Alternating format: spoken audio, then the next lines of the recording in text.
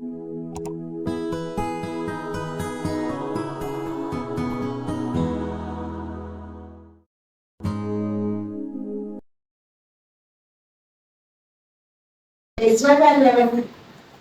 ఏ కాలానికి చెందినవారని విన్నామండి?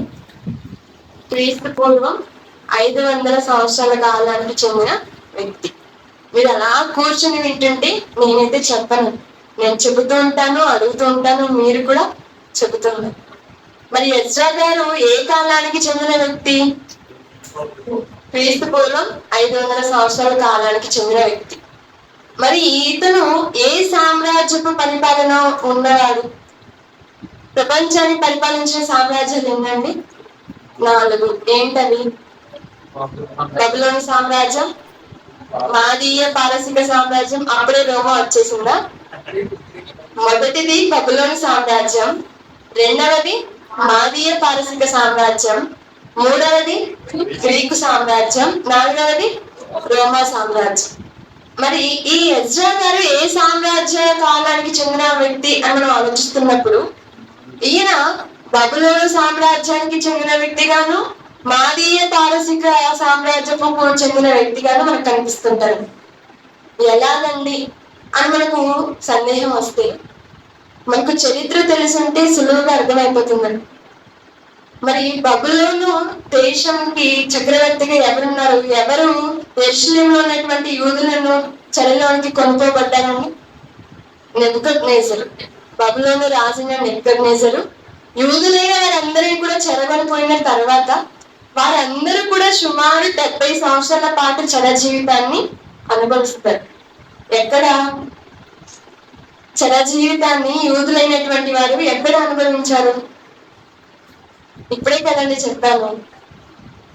బబులోను చక్రవర్తి అయిన నెబుకద్నెజరు యెరూషలేముపై వచ్చి దాడి చేసి అక్కడ ఉన్నటువంటి యూదులందరినీ కూడా చెరగా తీసుకొని పోయి తన దేశంలో ఉంచుకున్నాడు.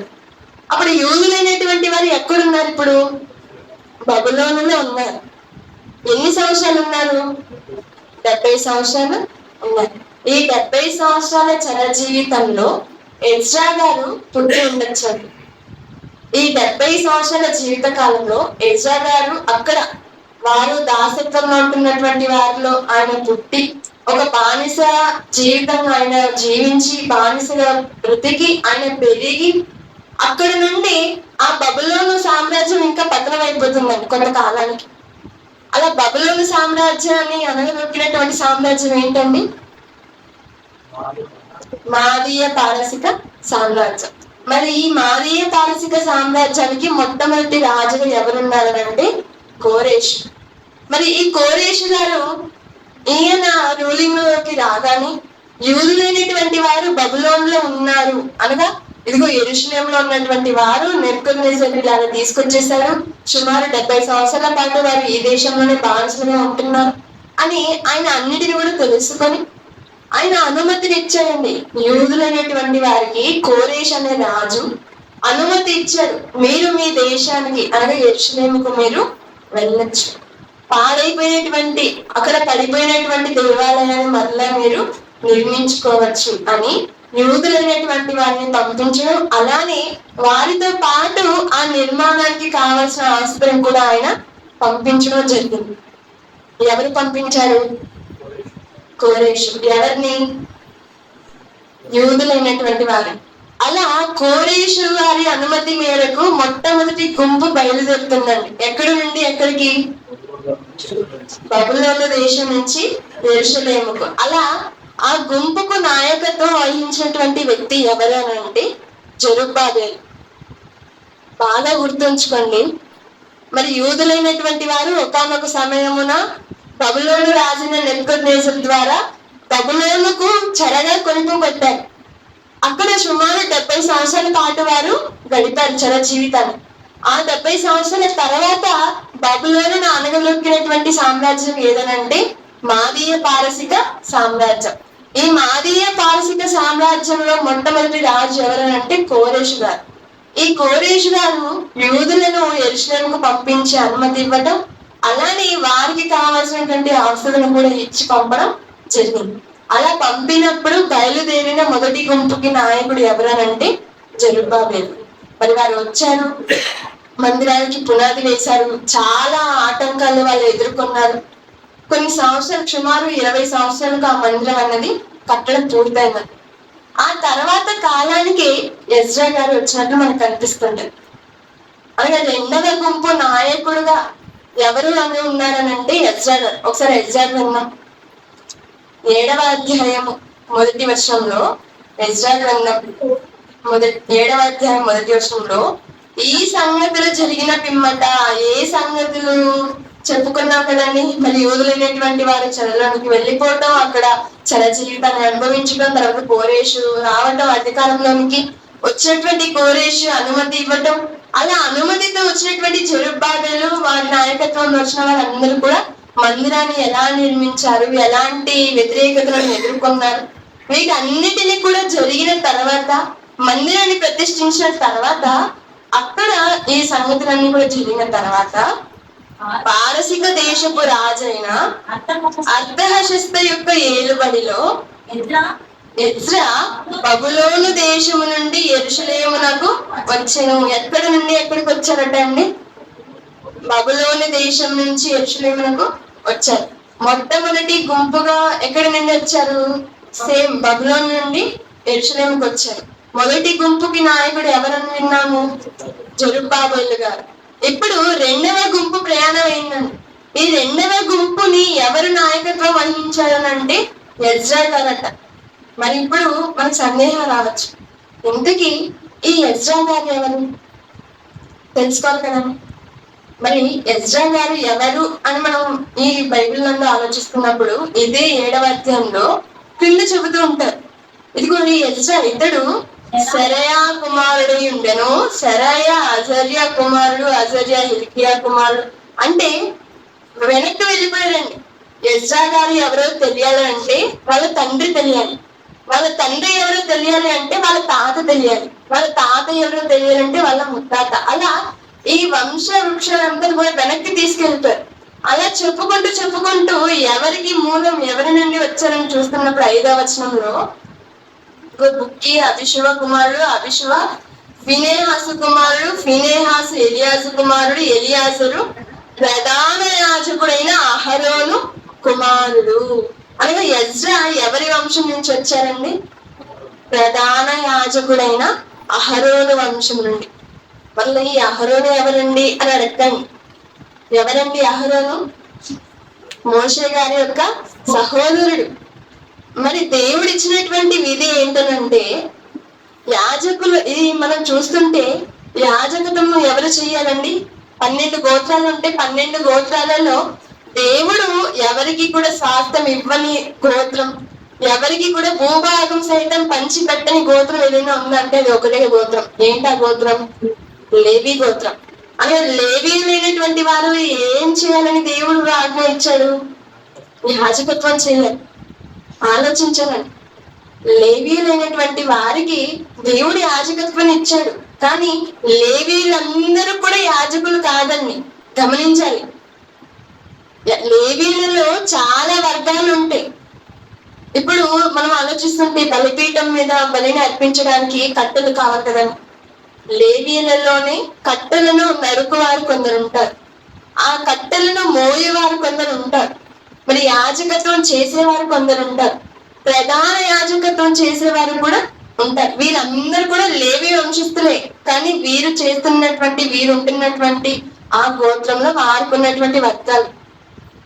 యాజకత్వం అనేది కహాతు వంశస్థులు మాత్రమే చేయాలి, ఇంకెవరు కూడా చేయకూడదు. అలానే ప్రధాన యాజకులుగా ఎవరైతే ఉంటారో వీరు కేవలం అహరోను వంశస్థులు మాత్రమే ప్రధాన యాజకత్వం చెయ్యాలి. గుర్తుంచుకోండి. ఇప్పుడు యాజకత్వం చెయ్యాలని అంటే వారు ఏ వంశస్థులై ఉండాలి? కహాతు వంశస్థులై ఉండాలి. అది ప్రధాన యాజకత్వం చెయ్యాలని అంటే అహరోను వంశస్థులై ఉండాలి. ఇప్పుడు మనం చదువుకుంటున్నటువంటి ఈ ఎజ్రా గారు ఏ వంశపు వారు? అహరోను వంశస్థుడు. అంటే ఎజ్రా గారికి మొట్టమొదట ఎవరు అనంటే ఇతను అహరోను వంశస్థుడు, అనగా ప్రధాన యాజకునికి ఉండడానికి అర్హుడు గలవాడు. ఎవరు అనంటే అహరోను, ఈ ఎజ్రా గారు. అనగా మనం బైబిల్లో ఎన్ని చదవాలా, ఎన్ని తెలుసుకోవాలా అంటే చాలా ప్రాముఖ్యం అండి.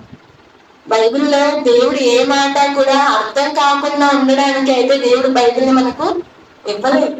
ఒకవేళ మనం అర్థం చేసుకోకుండా ఉండగలం అని అనుకుంటే దేవుడు ఇచ్చేవాడు కాదు. మరి దేవుడు అందరికీ అంతటా ఇస్తున్నప్పుడు ఇవన్నీ కూడా మనము పరిశోధిస్తే మనకు ఖచ్చితంగా అర్థమవుతుంది. మరి ఎజ్రా గారు అనగానే ఎవరు అంటే ఆయన మొట్టమొదటిగా ఇదిగో ప్రజాన యాజకత్వానికి ఆయన అర్హుడు. ఈయన అహరోను వంశస్థుడు. ఇంకా మనం క్రింద 6వ వచనం చూస్తుంటే ఈ ఎజ్రా ఇశ్రాయేలీయుల దేవుడైన యెహోవా అనుగ్రహించిన మోషే యొక్క ధర్మశాస్త్రమందు ప్రవీణత గల శాస్త్రి. మామూలు శాస్త్రి కాదంటారు. మరి ఎజ్రా అనే ఆయన ఇదిగో మోషే యొక్క ధర్మశాస్త్రం శాస్త్రి అని చెప్పచ్చు కదా, లేదు. మరి ఆయన ఎలా చెప్పారని అంటే ఇదిగో మోషే యొక్క ధర్మశాస్త్రమందు ప్రవీణత గల శాస్త్రి. మనము ఈ మాట చదువుకుంటున్నప్పుడు అంటే ఎజ్రా గారికి ధర్మశాస్త్రమందు ప్రావీణ్యం ఉందా? ఉన్నది. కొత్త నిబంధనలో కూడా ఒక వ్యక్తి కొరకు ఉపయోగించారు. ఇదిగో అతడు విద్వాంసుడును లేఖనములందు ప్రావీణ్యము గలవాడై ఉండను అని. ఎవరైనా చాలా సంతోషం. ఎవరండి ఆయన? అలెగ్జాండ్రియా వారైన అపోల్లో. ఎన్ని సెమినార్లు జరిగాయండి మనకు? ఎన్ని సెమినార్లు జరిగాయండి? 129. వచ్చే వారంలో 130 జరుగుతుంది. మనకు చాలా జ్ఞానం ఉంది కదండి. చాలా చోట్ల చాలా సంతోషిస్తుంటారు. ఏంటి తిరుపతి పట్టణం ఏంటి, అంత పెద్ద పట్టణంలో దేవుని కార్యక్రమాలను వాళ్ళు అల్లు పెరుగుగా ప్రతిరోజు చేస్తున్నారు, అక్కడ ఉన్నటువంటి వాళ్ళందరూ జ్ఞానం గలవారు అని మన ప్రాంతానికి వచ్చే వాక్యోపదేశకులు కానీ సేవకులు కానీ వీళ్ళు ఇన్ని సెమినార్లు అటెండ్ అయ్యారు కదా, వీళ్ళకి తెలియని ఏం చెప్పాలని ఆలోచిస్తూ ఉంటారు. కానీ మనకు చూస్తుంటే చాలా మనమే ఆలోచించుకోవాలి. మనం దేని గురించి ఆలోచిస్తున్నాం? అపోల్లో గారి గురించి కూడా మనకు తెలియలేదు.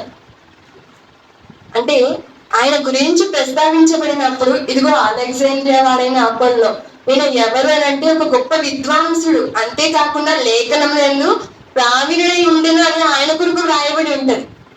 అలానే ఇక్కడ ఎజ్రా గారి దగ్గరకు వచ్చేసరికి ఎజ్రా గారు కూడా ప్రావీణుడు అంటాను. ఎందులో ఉన్నప్పుడు ఆయన ధర్మశాస్త్రమందు ప్రావీణత గల శాస్త్రి. అంటే ప్రావీణ్యత అవసరమా? చాలా అవసరం అంట. మనం ఈ లోక విషయంలో కానీ మన విషయంలో కానీ మనం తీసుకునే నిర్ణయాలు, మనము ఆలోచించేవి కూడా ఎవరు ఎక్కువగా ఇందులో ప్రావీణ్యత గల ఉంది. ప్రావీణ్యత గల వాళ్ళు ఎవరు? ఇప్పుడు మనం మందిరానికి పెయింటింగ్ వేయాలనుకోండి, చిన్నపిల్లలకి బ్రష్ ఇచ్చి పెయింటింగ్ కొట్టేరా అంటామా? లేదు. ఎవరైతే ఎక్స్పర్ట్స్ ఉంటారో అంతేనా? ప్రతి దాంట్లో ఇప్పుడు మనం ఒక ఇంటిని నిర్మించాలనుకోండి, మనం ఆరాధిస్తాం. ఇంతకు ముందు ఈ ఇంజనీరింగ్ చేసినటువంటి వారు ఎన్ని భవనాలను నిర్మించారు, వాటి పరిస్థితులు ఏంటి, వారి చేత మనం ఇప్పుడు నిర్మించుకుంటే మన నిర్మాణం ఎలా ఉంటది అన్ని కూడా ఆలోచిస్తారు. అలానే వంట వండే వారి విషయంలో కూడా చూడండి, అందరూ వంటలు వండుతాం, అందరూ చేసి ఒకేలా ఉంటుందా అండి? అస్సలు. అంటే ఇదిగో వంట చేస్తే పలానా ఆవిడే చెయ్యాలి, ఎందుకనంటే ఆమె బాగా ఆరి తేరిపోయింది. అంటే ప్రావీణ్యం ఎప్పుడు వస్తుంది అంటే మనం ఏదైనా ఒక విషయంలో పట్టుకలి అందరూ మనకు ఎక్స్పీరియన్స్ ఉంది అనుకోండి, మనలనే కావాలని కోరుకుంటారు ఎందులైనా. అలానే ఇక్కడ శాస్త్రి అయినటువంటి ఎజ్రా గారు ఎవరు అనంటే ఈయన ధర్మశాస్త్రమందు ప్రావీణుడట. అందులో శాస్త్రి అనగా ఏంటి? ఇంతకు శాస్త్రి అన్నాం కదా. శాస్త్రులని ఆనాడు ఎవరిని అనేవారు? శాస్త్రుల యొక్క పని ఏంటి అనంటే, ఆనాడు ఉన్నటువంటి యూదులైనటువంటి వారికి మనలాగా బైబిల్ ఉండేదా అండి? లేదు. వారికి కేవలం ఏముండేటివి? గ్రంథపు చుట్టలు, మరి వీటి చెట్ల బెరడులు, జంతువు యొక్క చర్మపు కాగితాలు, వీటిని చుట్టలుగా చేసి ఆనాడు వారు చదువుకునేవారు. మరి ఈ శాస్త్రులైనటువంటి వారు చేసే పని ఏంటనంటే, ఇప్పుడు రాజుగారు నాకు ధర్మశాస్త్రం ప్రతి కావాలని అన్నారు అనుకోండి, ఈ శాస్త్రులైనటువంటి వారు చూసి అక్కడ వారి దగ్గర ఉన్నటువంటి ధర్మశాస్త్రాన్ని చూసి రాజు గారికి మరొక ధర్మశాస్త్రాన్ని రాసి ఇవ్వాలి. ఇప్పుడు యాజకులు కావాలని నన్ను అడిగారు అనుకోండి, యాజకులకు ఆ ధర్మశాస్త్రాన్ని అందించే బాధ్యత ఎవరిదంటే శాస్త్రులు. అంటే వీరందరూ కూడా రాసే పనే వీరిది.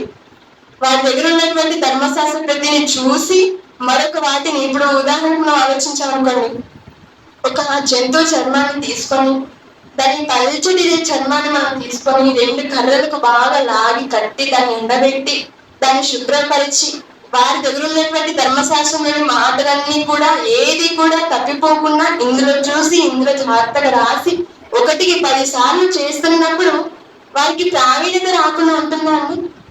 ఖచ్చితంగా ఉంటాయి. మనం కూడా అంతే కదండి.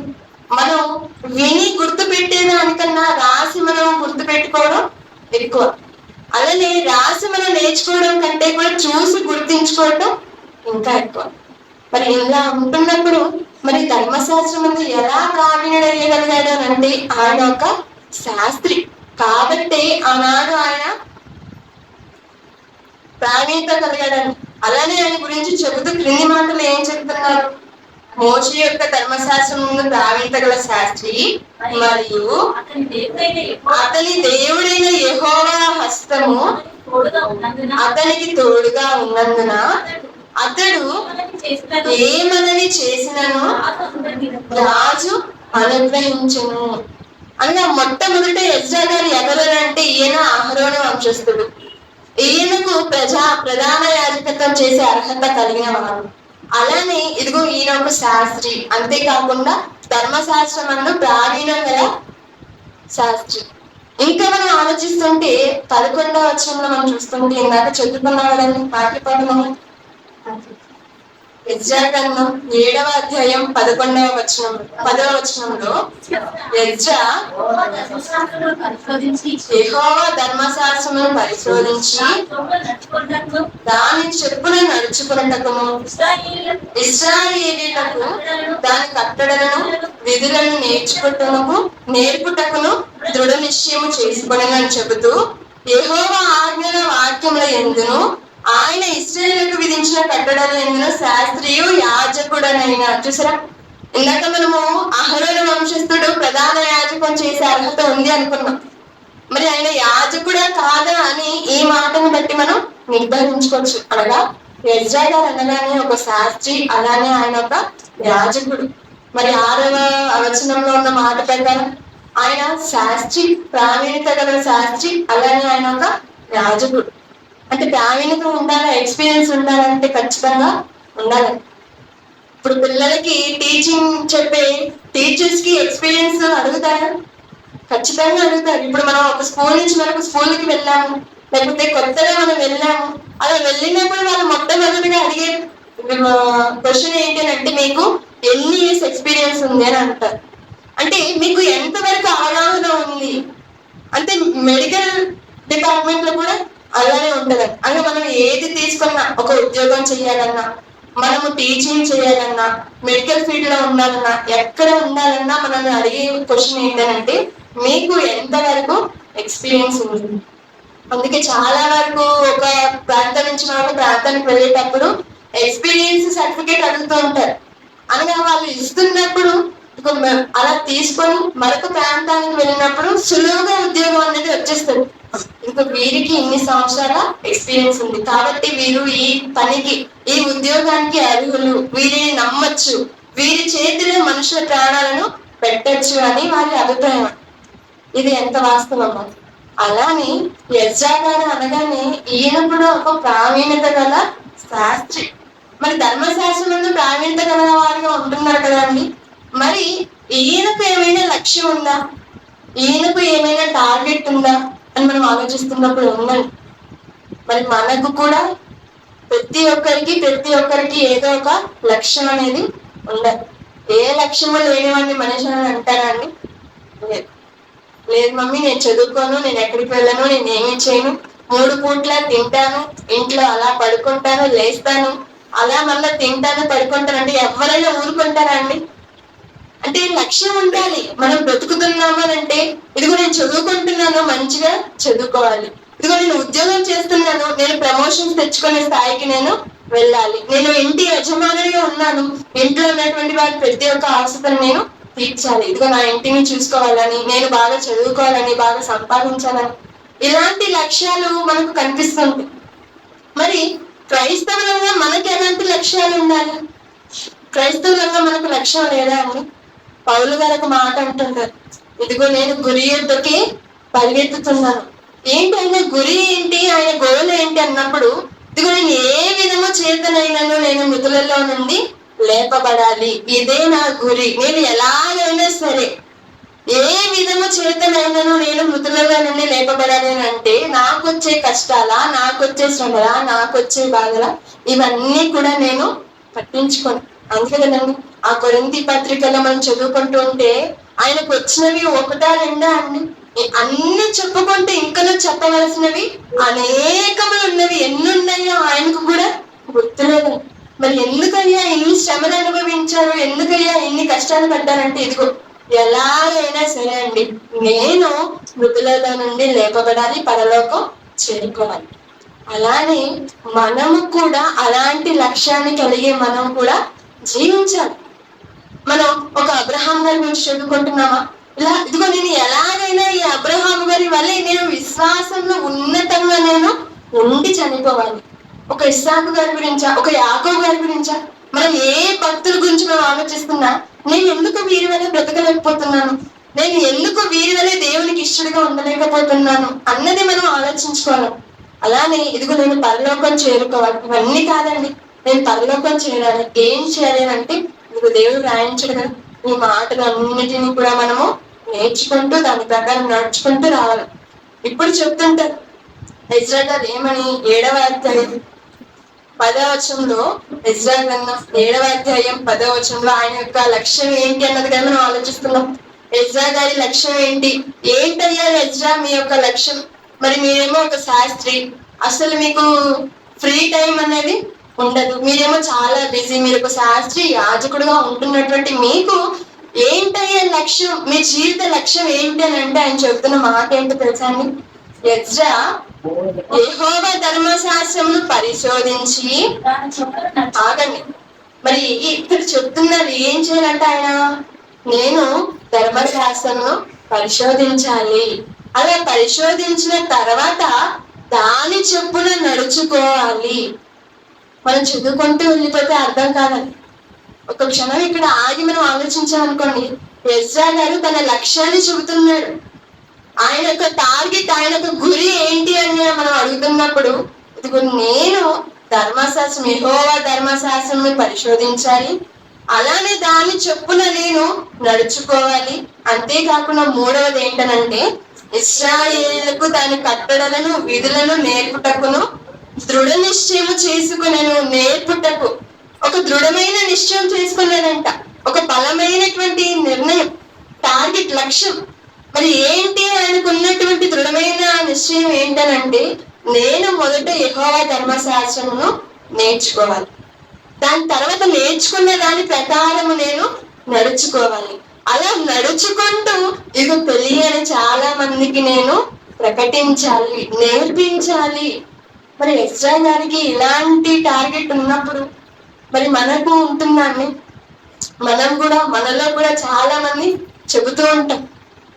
అలా చెబుతూ ఉన్నప్పుడు మనం దాన్ని చేసేవారిగా ఉంటున్నామా ఆలోచించుకోవాలి. మరి అలా కొంతమంది ఉంటారు, మరి దేవుని మాటలు చక్కగా నేర్చుకుంటారు, దాని ప్రకారం నడుచుకుంటూ ఉంటారు, కానీ ఎవరికి కూడా చెప్పరు. మరి ఇలా ఉండొచ్చా? మనము ఉండకూడదు. అంటే మనం ఆలోచిస్తుంటే, వాక్యాన్ని నేర్చుకొని దాని ప్రకారంగా బ్రతుకుతూ దాన్ని అనేక మందికి ప్రకటించేవారుగానే మనము ఉండాలి. వాక్యాన్ని మనం నేర్చుకొని పాటించకుండా ప్రకటించామనుకోండి, అది చాలా తప్పు. అది ఎవరైనా కానీ చేస్తారండి. చిలక పలుకులు అంటుంటారు తెలుసు. మరి ఆ చిలక పలుకులు ఎలా పలుకుతాయి? దాని అంతటా అదే పలుకుతుందా అండి? లేదు. ఎవరైనా ఒక ట్రైనింగ్ ఇచ్చి, అమ్మా చిలక మరి వచ్చే వారికి స్వాగతం చెప్పు, తిన్నారని అడుగు, బాగున్నారని, క్షేమాలు అడుగు అని దానికి నేర్పిస్తారు, ట్రైనింగ్ ఇస్తారు. అలా వచ్చినప్పుడు ఆ చిలకకి ఏవైతే నేర్పించుంటారో అవి మాత్రమే అది పలుకుతారు. మరి చిలక పలుకులు విని నేను మారిపోయానండి అని ఎవరైనా అంటారా అని అన్నారు. అదే మరి చిన్న పిల్లలు కూడా వాక్యం చెప్తుంటారు. చిన్న పిల్లలు, ఇదిగోండి నేను పలానా చిన్న పిల్లవాడు చెప్పినటువంటి మాటలను విని మారు మనసు పొంది నేను రక్షణకు వచ్చేసానండి అని ఎవరైనా అంటారండి? అనరు. మరి ఎవరు అంటారు? మరి ఎప్పుడు జరుగుతుంది, ఎలా వస్తారని అంటే, మనము క్రైస్తవులంగా దేవుని పిల్లలంగా ఉంటున్నటువంటి మనము దేవుని మాటలను నేర్చుకుంటూ దాన్ని మనము మన జీవితంలో దాన్ని కొనసాగిస్తూ ప్రకటిస్తున్నప్పుడే ఈ మార్పు అన్నది మనకు కలుగుతుంది. అలా కలిగినప్పుడు మనము ప్రబలితం అవుతాం.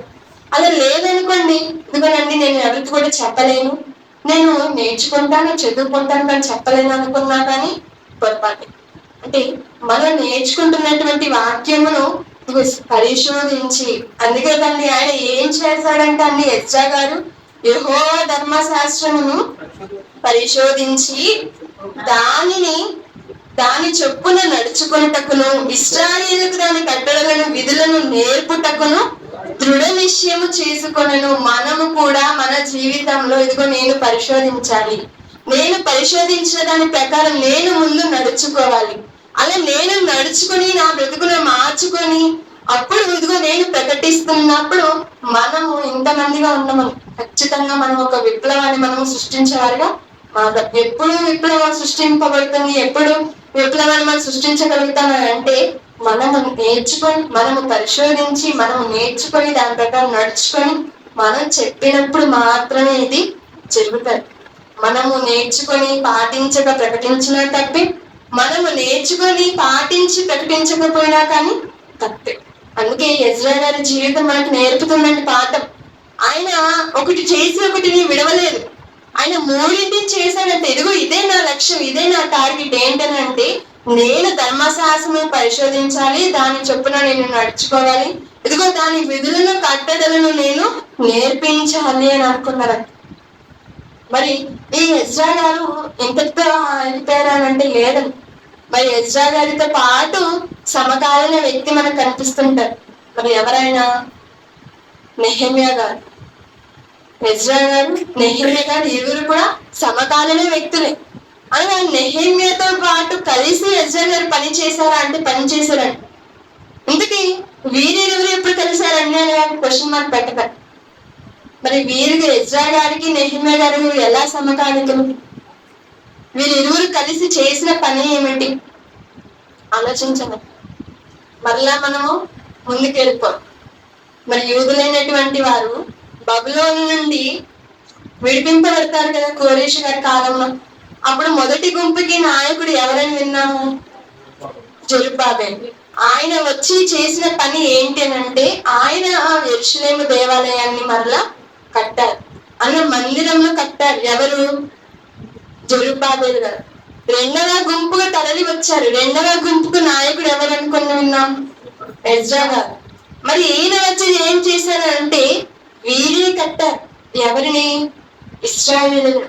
జెరుబ్బాబెలు గారేమో భౌతికంగా కట్టాడు. మరి ఎజ్రా గారు వచ్చి వారందరినీ కూడా ఆత్మీయ కట్టారు. ఇక మూడవ గుంపుకి నాయకుడు, మూడవదిగా లాస్ట్ గా ఎవరు వచ్చారంటే, ఎవరి నాయకత్వంలో వచ్చారంటే నెహెమ్యా గారి నాయకత్వంలో వచ్చాను. అనగా మొత్తము ఈ యూదులైనటువంటి వారు బబులోను నుంచి యెరూషలేముకు ఎన్నిసార్లు వచ్చారంటే 3 సార్లు, 3 గుంపులుగా వచ్చారు. మొదటి గుంపు నాయకుడు ఎవరు? జెరుబ్బాబెలు గారు. రెండవ గుంపు నాయకుడు ఎవరు? ఎజ్రా గారు. మూడవ గుంపు నాయకుడు ఎవరు? నెహెమ్యా. మరి జెరుబ్బాబెలు గారు వచ్చి ఏం చేశారు? మందిరాన్ని కట్టారు. ఎజ్రా గారు వచ్చి ఏం చేశారు? ఆత్మీయంగా వారిని కట్టారు. నెహెమ్యా గారు వచ్చి ఏం చేశారని అంటారా? పడిపోయిన ప్రాకారాలను ఆయన కట్టారు. ముగ్గురు వచ్చారు. అలా వచ్చినటువంటి వారు 3 పనుల మీద వచ్చారు. మొదటి వచ్చినటువంటి వారేమో మందిరాన్ని కట్టారు. రెండవది ఎజ్రా గారేమో ముఖ్యంగా ఆత్మీయతల వారందరినీ కూడా కట్టారు. నెహెమ్యా గారేమో పడిపోయిన ప్రాకారం కట్టారు. ఇలా వీటన్నిటిని కూడా నిర్మించిన తర్వాత ఇప్పుడు ఎజ్రా గారు, నెహెమ్యా గారు ఇరువురు కూడా ఆత్మీయతల వారిని కట్టి చేసుకున్నారు. మరి ఏం చేశారు అని మనం చూస్తుంటే నెహెమ్యా గ్రంథం 8వ అధ్యాయం ఎజ్రా 7వ అధ్యాయం చదువుకున్నాం కదండి. ఇప్పుడు నెహెమియా గ్రంథం 8వ అధ్యాయం 1వ వచనం నుంచి మనం చూస్తుంటే, 7వ నెల రాగా ఇశ్రాయేలీయులు తమ పట్టణములలో నివాసులై ఉండిరి. అప్పుడు జనులందరూ ఏక మనస్కులై, ఏంటంటే ఇశ్రాయేల్ అందరూ కూడా ఏక మనస్సు. ఎలా సాధ్యం అండి? మరి వారు ఉన్న కాలంలో వారు ఏమైనా క్రీస్తులు ఉన్నారా? లేదు. మరి మనం క్రీస్తులో ఉన్నాం. మరి మనలాగా వారు ఏమైనా సర్వసత్యంలో ఉన్నారా? లేదు. మరి పరిపూర్ణంగా మనం పొందుకున్నటువంటి ఈ జ్ఞానాన్ని ఆనాడు ఉన్నటువంటి ఇశ్రాయేల్ వాళ్ళు పొందుకున్నారా? లేదు. మరి మనలో లేని ఏక మనసు వారిలో ఎలా వచ్చిందని ఆలోచించాలి కదా. మరి ఆనాడు ఇశ్రాయేల్ అందరూ కూడా ఏక మనస్కులై నీటి గుమ్మము ఎదుటనున్న మైదానములకు. మరి నీటి గుమ్మం ఏంటి అని అడగతారు. మరి మరి నెహెమ్యా గారు వచ్చి ప్రాకారాలను కట్టారు కదా. అలా ప్రాకారాలను కట్టిన తర్వాత బయట నుంచి ఎవరైనా కానీ ఆ దేశంలోకి, యూదా దేశంలోకి రావాలి, యెరూషలేముకి రావాలని అనుకున్నప్పుడు వారు పరిశుద్ధత చెంది రావాలి, అనగా నీటితో కడుక్కొని వారు రావాలి. అలా నీటితో వారు కడుగుకొనటకు 12 గుమ్మములను వారు ఏర్పాటు చేసుకొని 12 గుమ్మములకు 12 పేర్లను పెట్టుకున్నారు. మత్స్యపు గుమ్మం అంటారు, మరి ఇక్కడేమో నీటి గుమ్మము అన్నారు. మరి ఈ నీటి గుమ్మం ఎదుటకు వీళ్ళందరూ కూడా వచ్చారట. అలా వచ్చినప్పుడు యెహోవా ఇశ్రాయేలుకు ఆజ్ఞాపించిన మోషే ధర్మశాస్త్రమును తెమ్మని ఎజ్రా అను శాస్త్రితో చెప్పగా జనులందరూ కూడా వచ్చారట. వచ్చినటువంటి వారు ఇదిగో ఎజ్రా గారితో చెప్పారంట. ఏమి తెమ్మన్నారు? మంచి ఆహారాన్ని తీసుకొని రండి అని చెప్పలేదు. మరి ఏం తెమ్మన్నారండి? మా కొరకు బహుమతులను ఇవ్వండి అని అడగలేదు. ఇదిగో మేము దేశానికి వచ్చాం కదా, మళ్ళా మేము మా దేశానికి వచ్చాం కదా, మాకు స్వాస్థ్యములను ఇవ్వండి, వాటికి సంబంధించిన పట్టాలను తేండి అని చెప్పలేదు. మరి వాళ్ళందరూ కూడా అక్కడ ఏక మనసుతో కూడుకొని ప్రజలందరూ కూడా శాస్త్రతో ఏం చెప్తున్నారంటే, ఇదిగో అయ్యా, యెహోవా ఇశ్రాయేలుకు ఆనాడు ఆజ్ఞాపించినటువంటి మోషే గారి ధర్మశాస్త్రం ఉంది కదా, దాన్ని తీసుకొని రండి అయ్యా అని అనగానే యాజకుడైన ఎజ్రా 7వ మాసము మొదటి దినమున చదువబడు దాని గ్రహింప శక్తి గల స్త్రీ పురుషులు కలిసిన సమాజం అంతటి ఎదుటను ఆ ధర్మశాస్త్ర గ్రంథమును తీసుకొని వచ్చారటండి. ఎవరు తీసుకొచ్చారు? ఎవరండి? ఎజ్రా గారు తీసుకొచ్చారు. అలా ఎజ్రా గారు తీసుకొచ్చినప్పుడు అక్కడ ఎవరెవరు ఉన్నారట? అక్కడ చెప్పబడే దాన్ని గ్రహించగలిగే శక్తి కలిగినటువంటి స్త్రీ పురుషులు ఉన్నారట. అలా ఆయన నీటి గుమ్మం ఎదుటనున్న మైదానంలో ఉదయము మొదలుకొని మధ్యాహ్నము వరకు నిలుచున్న ఆ స్త్రీ పురుషులకును, ఎవరైనా నోటీస్ పాయింట్ అంటారు కదండి, అలాగా మనము నోట్ చేసుకోవాలి ఈ పాయింట్. మరి ఎందుకు నోట్ చేసుకోవాలి? ఏం చెప్పబడింది అని అంటారా? వాళ్ళందరూ కూడా అలాగే కూర్చుని ఉన్నారట అండి? లేదు. ఏం చేస్తున్నారట? వాళ్ళు ఎలా ఉన్నారట? ఉదయము మొదలుకొని మధ్యాహ్నము వరకు నిలుచున్న ఆ స్త్రీ పురుషులకును తెలివితో వినగల వారందరికీ చదివి వినిపించుచు వచ్చెను. ఉదయం మొదలుకొని మధ్యాహ్నం వరకు అలా నిలుచుండిపోయారట. వచ్చే వారము మన సంఘంలో ఏ కార్యక్రమం జరగబోతుందండి? ఎవరైనా చెప్పగలరా? మరి సేవకులు తప్ప. వచ్చే వారం తేదీ ఏంటండి? 26. మరి అక్టోబర్ 26 అనగానే ఏ దినం అది? ఆ రోజు ఏమన్నా ప్రత్యేకత ఉందా? చర్చ్ యానివర్సరీ అండి. మరి ఇది కూడా సేవకులైనటువంటి వారు చెప్పాలా? అంటే మనం సంఘంలో లేమా? మనది కాదా? మనం పాల్గొంటున్నాం, కానీ చేసేవారిగా కూడా మనము ఉండాలి. మరి ఇప్పుడు వచ్చే వారం ఎలాగో చర్చ్ యానివర్సరీ కాబట్టి, మరి ఈ సంవత్సరాలు దేవుడు మనకి ఇంత చక్కటి జ్ఞానాన్ని ఇచ్చి పెంచుతున్నారు కాబట్టి వచ్చే వారం నుంచి మనం కూడా ఉదయం ఆరాధన ప్రారంభం మొదలుకొని చివరి ఆశీర్వాదం వరకు మనందరం కూడా నిలుచుకున్నామండి అని అనుకునే వారి చేతులు ఎత్తాము. ఏంటంటే ఒక్కరు కూడా ఎత్తలేదు, ఒక్కరు ఎత్తారు, ఇద్దరు ఎత్తారు. అంటే చెప్తుంటే ఎత్తుతుంటారా? అంటే ఆనాడు ఉన్నటువంటి వారు, ఆ స్త్రీ పురుషులైనటువంటి వారు ఎజ్రా గారు ఆ గ్రంథాన్ని తెచ్చి, ఇక ఆయన ఎక్కడున్నారో తెలుసా అండి? 4వ వచనంలో మనం చూస్తుంటే, అంతట శాస్త్రియపు ఎజ్రా ఆ పని కొరకు కర్రతో చేయబడిన ఒక పీఠము మీద నిలవబడను. అంటే మన భాషలో చెప్పాలంటే ఒక స్టేజ్ లాగా, అందరికి కూడా కనబడేలాగా, అందరూ కూడా చూసేలాగా ఆయనకు ఏర్పరచబడినటువంటి ఆ పీఠము ముందు ఆయన వచ్చి నిలవబడగానే అక్కడ ఎలాంటి వారు ఉన్నారంటే, ఇదిగో ఆ జనులందరూ కూడా ధర్మశాస్త్ర గ్రంథమును శ్రద్ధతో వినిరి. చూసారా 3వ వచనంలో మొదట ఏమన్నారు అక్కడ? తెలివితో వినగల వారందరికీ చదివి వినిపించుచు వచ్చును. ఆ జనులందరూ ధర్మశాస్త్ర గ్రంథమును శ్రద్ధతో చదివిరి. ఏంటండి, తెలివిగా వినే వాళ్ళకే నా అవసరం, శ్రద్ధగా వినేవారిగా ఉండాలి.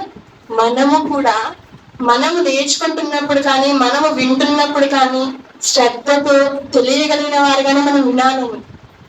అలా లేదనుకోండి, మనలో విత్తబడినటువంటి వాక్యం ఎలా మారిపోతుందో తెలుసా?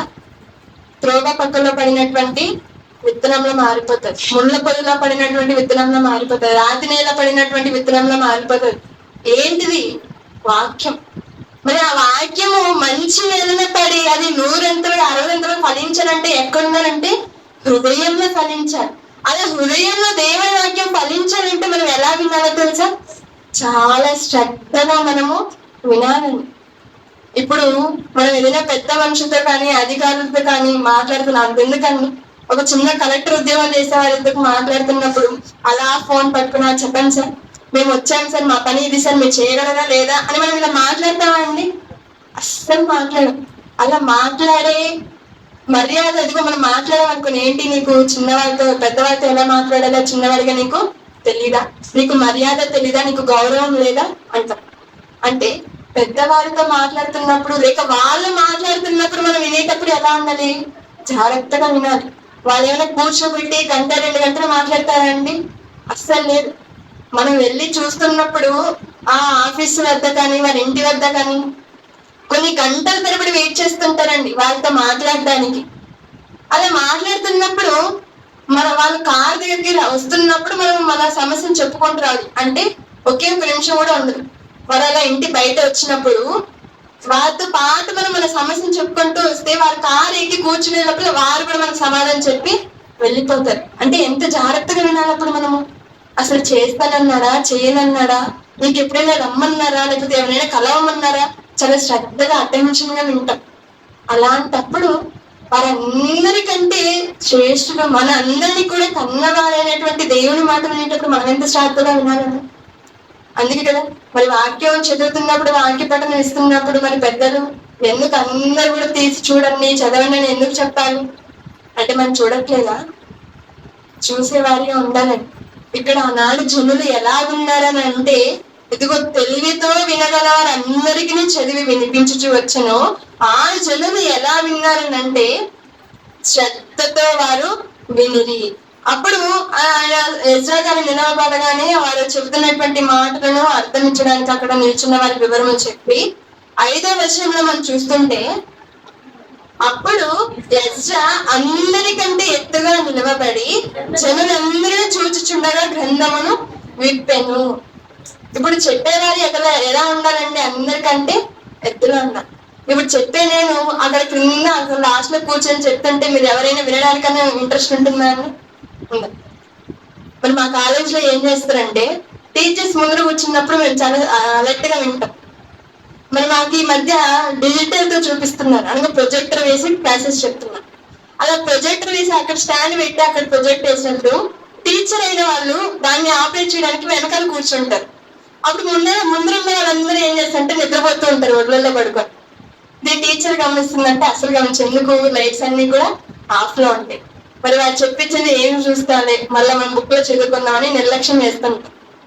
మరి మనమే ఇట్లుంటే అందుకే ఎలా ఉండాలని అంటే చెప్పేవారు ఎప్పుడు కూడా ఎవరైనా ఎక్కడైనా ఎలా ఉండాలంటే ముందర అందరూ కూడా కనిపించేవారుగా నిలబడాలి. అలా నిలబడి ఇదిగో ఎజ్రా గారు వచ్చారట, అందరికంటే ఎత్తున ఆయనకు నియమింపబడినటువంటి ఆ పీఠము మీద నిల్చున్నాడట.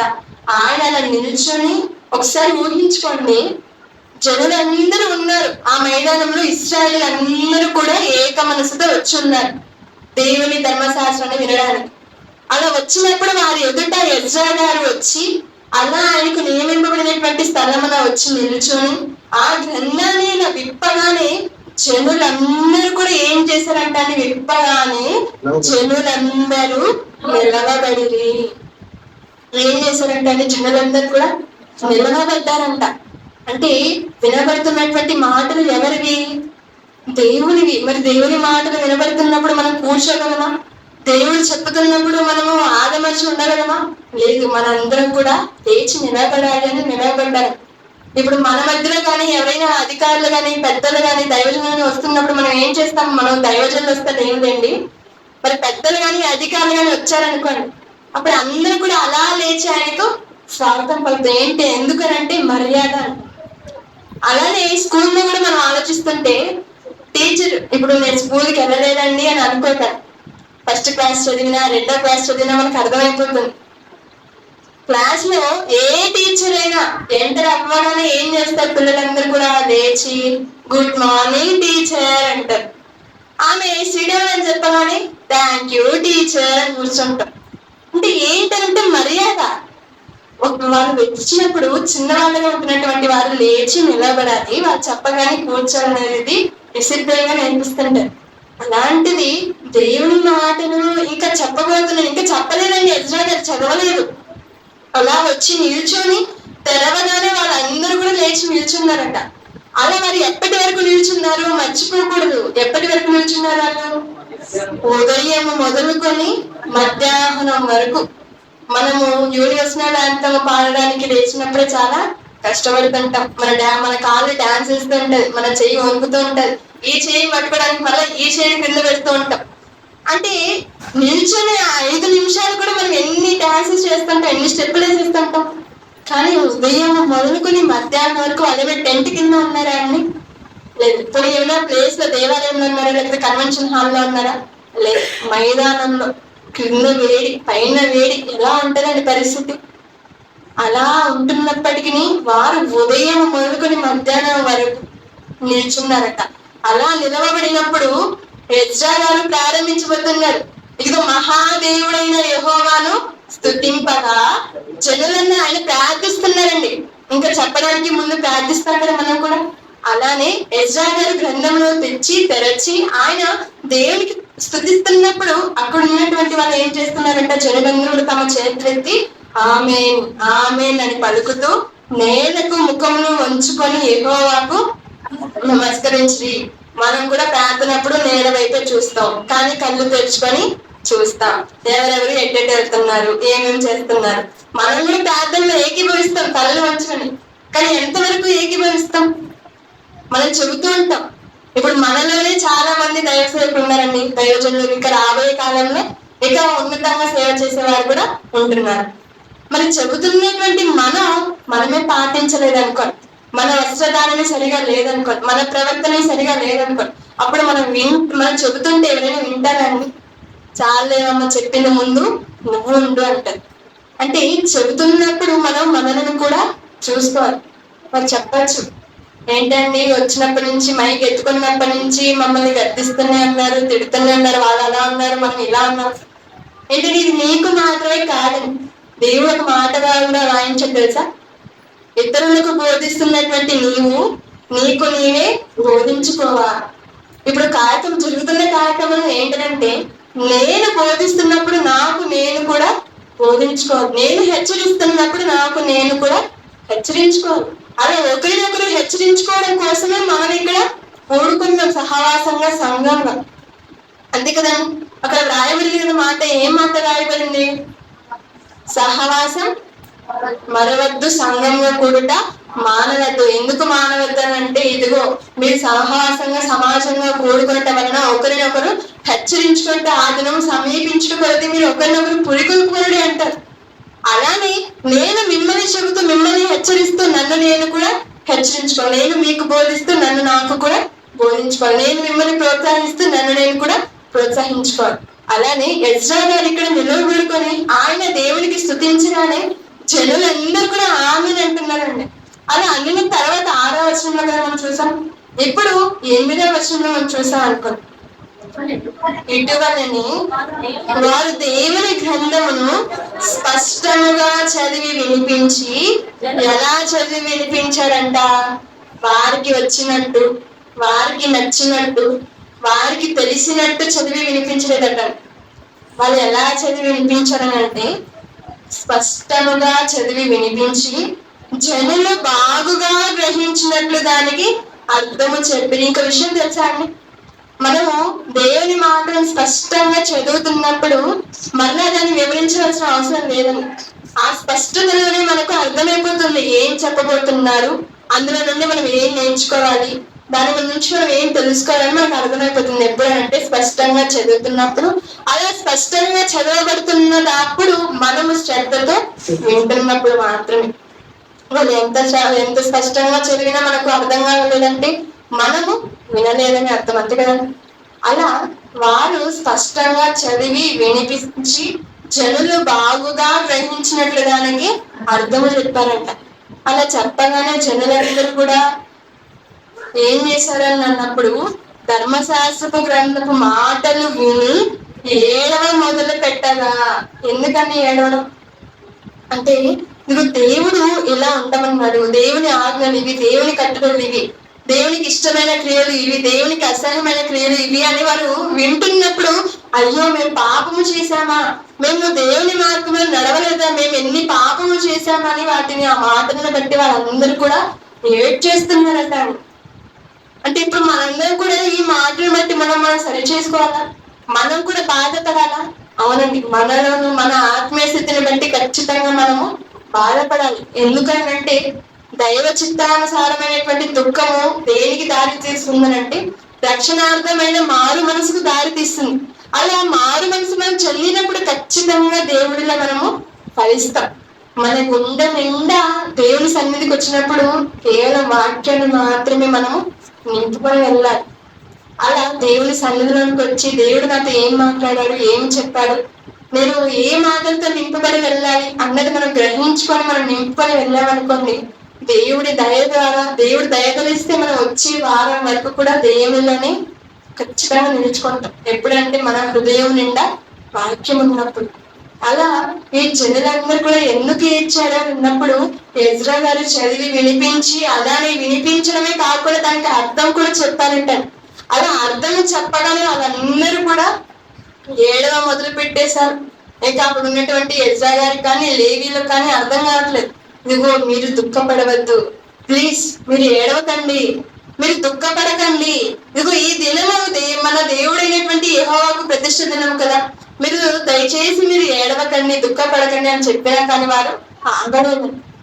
అంటే మనకు కూడా బాధ కలుగుతున్నా, మనకు కూడా ఏడ్చేంత పరిస్థితి వస్తుందంటే వస్తుంది. ఎప్పుడనంటే దేవుని మాటను శ్రద్ధగా మనం వింటున్నప్పుడు ఖచ్చితంగా మన కళ్ళల్లో కన్నీరు వస్తుందండి.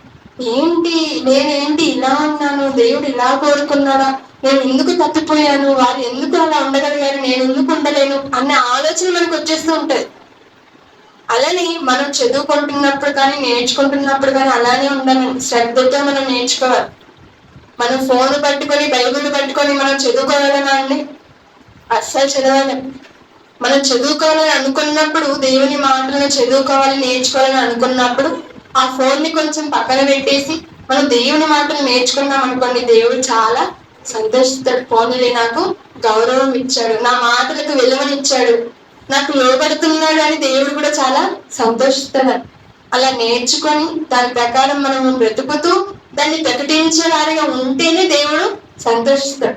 ఇక చివరిగా ఎజ్రా గారి యొద్దకు ఎవరెవరు వచ్చారో మనం చూస్తుంటే 13వ వచనంలో ఎజ్రా గ్రంథం నెహెమ్యా గ్రంథం 8వ అధ్యాయం 13వ వచనంలో, 2వ దినమందు అనగా మొదటి దినమందు అనగా వీళ్ళందరూ కూడా మైదానంలో కూడుకొని దేవుని మాటలను నేర్చుకొని దానిని కూర్చి వారు ఏడ్చి వారు తర్వాత 2వ దినమందు జనులందరి పెద్దలలోను ప్రధానులైన వారును యాజకులను లేవీలను ధర్మశాస్త్ర గ్రంథపు మాటలు వినవలనని శాస్త్రి అయిన ఎజ్రా యొద్దకు కూడి వచ్చిరి. ఇప్పుడు ఒక ప్రశ్న, శాస్త్రి అయిన ఎజ్రా గారి యొద్దకు ఎవరెవరు వచ్చారు? చూసే చెప్పండి. మనం ఒకసారి చూస్తే మనకు గుర్తుండదు. అందులో చూసి చెప్పండి. ఎవరెవరు వచ్చారు ఎజ్రా గారి ఎద్దకు? జనులందరిలో ఉన్నటువంటి పెద్దలు, ఇంటి పెద్ద కాదు, కుటుంబ పెద్ద కాదు, జనులందరి పెద్ద. ఎంతమంది జనులు ఉండొచ్చు, వారికి ఎంతమంది ఆ పెద్దలు ఉండొచ్చు. ఆ జనులందరి పెద్దలలో మరలా ప్రధానులంట. అలా ప్రధానులైన వారును, యాజకులను, లేవీయులను చూసారా, ప్రధానులైన వారి సైతం ఎవరి దగ్గరికి వచ్చారండి? ఎజ్రా గారి దగ్గరికి వచ్చారు. ఎందుకు వచ్చారు? ఎందుకు వచ్చారండి?